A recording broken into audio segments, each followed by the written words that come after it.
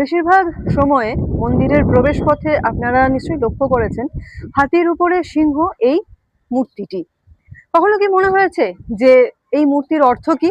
ভারতীয় শিল্পকলা ও পুরাণে এই গজসিংহ প্রতীকটি অত্যন্ত পরিচিত।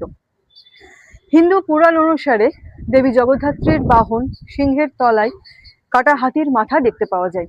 এখানে হাতি হলো তমগুণ, সিংহ হলো রজগুণ এবং দেবী হলেন সত্যগুণ বা পবিত্রতার প্রতীক, যিনি এই তমগুণ এবং রজগুণকে নিয়ন্ত্রণ করছেন।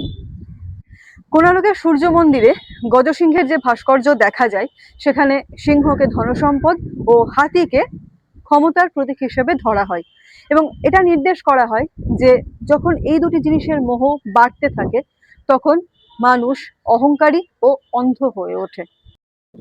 অনেক পণ্ডিতের মতে এটি রাজকীয় ক্ষমতা ও আধিপত্যের প্রতীক, যা রাজারা নিজেদের শক্তি ও বিজয়ের নিদর্শন হিসেবে বিভিন্ন মন্দিরে বা রাজকাজে ব্যবহার করতেন।